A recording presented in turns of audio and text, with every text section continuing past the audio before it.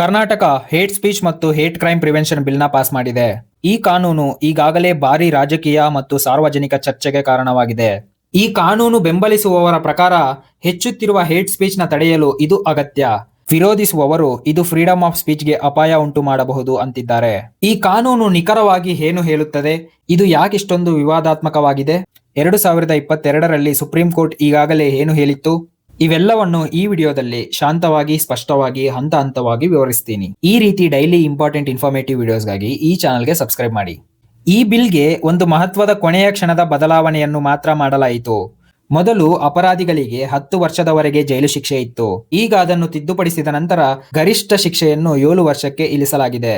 ಇದಕ್ಕೆ ಶಿಕ್ಷೆ ನೋಡೋದಾದ್ರೆ ಮೊದಲ ಅಪರಾಧಕ್ಕೆ ಕನಿಷ್ಠ 1 ವರ್ಷ, ಗರಿಷ್ಠ 7 ವರ್ಷದ ಜೈಲು ಮತ್ತು 50,000 ದಂಡ. ಆ ಅಪರಾಧವನ್ನು ಮತ್ತೆ ಮಾಡಿದರೆ ಅದಕ್ಕೆ ಕನಿಷ್ಠ 2 ವರ್ಷ, ಗರಿಷ್ಠ 7 ವರ್ಷದ ಜೈಲು ಶಿಕ್ಷೆ ಇರುತ್ತದೆ ಮತ್ತು 1 ಲಕ್ಷದವರೆಗೆ ದಂಡ ಇರುತ್ತೆ. ಬಿಜೆಪಿ ಮತ್ತು ಅನೇಕ ಸಾಮಾನ್ಯ ಪ್ರಜೆಗಳು ಈ ಕಾನೂನಿಗೆ ತೀವ್ರ ವಿರೋಧ ವ್ಯಕ್ತಪಡಿಸಿದ್ದಾರೆ.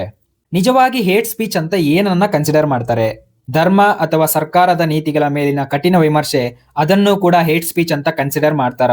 ಯಾವುದಾದರೂ ಒಂದು ವಿಷಯವನ್ನು ಅದನ್ನ ಹೇಟ್ ಸ್ಪೀಚ್ ಎಂದು ಯಾರು ಕನ್ಸಿಡರ್ ಮಾಡ್ತಾರೆ? ಈ ರೀತಿ ಪ್ರಶ್ನೆಗಳು ವ್ಯಕ್ತವಾಗಿವೆ. ಆದ್ರೆ 2022ರಲ್ಲಿ ಸುಪ್ರೀಂ ಕೋರ್ಟ್ ಹೇಟ್ ಸ್ಪೀಚ್ ಬಗ್ಗೆ ಮಹತ್ವದ ಹೇಳಿಕೆ ನೀಡಿತ್ತು. ಅದು ಏನಂದ್ರೆ, ಹೇಟ್ ಸ್ಪೀಚ್ ಅನ್ನೋದು ಜಾಸ್ತಿ ಆಗ್ತಿದೆ. ಪೊಲೀಸರು ಸ್ವಯಂ ಪ್ರೇರಿತವಾಗಿ ಸುಮೋಟೋ ಕೇಸ್ನ ರಿಜಿಸ್ಟರ್ ಮಾಡ್ಕೋಬಹುದು. ಅಂದ್ರೆ ಯಾರು ಕಂಪ್ಲೇಂಟ್ ಕೊಟ್ಟಿಲ್ಲ ಅಂದ್ರೂ FIR ನ ರಿಜಿಸ್ಟರ್ ಮಾಡಬಹುದು. ಇದು ಯಾವುದೇ ಸಮುದಾಯಕ್ಕೂ ಹೊರತಲ್ಲ, ಎಲ್ಲರಿಗೂ ಅನ್ವಯಿಸುತ್ತೆ ಎಂದು ಆಲ್ರೆಡಿ ಸುಪ್ರೀಂ ಕೋರ್ಟ್ ಹೇಳಿತ್ತು.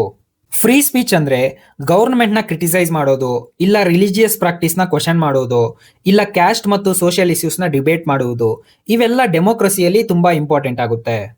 ಆದ್ರೆ ಹೇಟ್ ಸ್ಪೀಚ್ ಅಂತ ಯಾವುದು ಕನ್ಸಿಡರ್ ಆಗುತ್ತೆ ಅಂದ್ರೆ, ಬೇಕಂತ ಕೆಲವು ಜನರನ್ನ ಇಂಟೆನ್ಷನಲಿ ಅಟ್ಯಾಕ್ ಮಾಡೋದು, ಇಲ್ಲ ಕಮ್ಯುನಿಟೀಸ್ ಮಧ್ಯೆ ವೈಲೆನ್ಸ್ ನ ಸೃಷ್ಟಿ ಮಾಡೋದು. ಇವನ್ನ ಹೇಟ್ ಸ್ಪೀಚ್ ಅಂತ ಕನ್ಸಿಡರ್ ಮಾಡ್ತೀವಿ. ಈ ಹೇಟ್ ಸ್ಪೀಚ್ಗೆ ಡೆಫಿನೇಷನ್ ಏನಾದ್ರೂ ತುಂಬಾ ಬ್ರಾಡ್ ಆದ್ರೆ ಅವಾಗ ಪ್ರಾಬ್ಲಮ್ ಕ್ರಿಯೇಟ್ ಆಗುತ್ತೆ. ಆಗ ಹಾನೆಸ್ಟ್ ಕ್ರಿಟಿಸಿಸಮ್ನು ಕೂಡ ಕ್ರಿಮಿನಲೈಸ್ ಮಾಡ್ತಾರೆ. ಅದಕ್ಕೆ ಇಲ್ಲಿ ಇಂಟೆನ್ಷನ್ಗಿಂತ ಕ್ಲಾರಿಟಿ ತುಂಬಾ ಮುಖ್ಯ ಆಗುತ್ತೆ.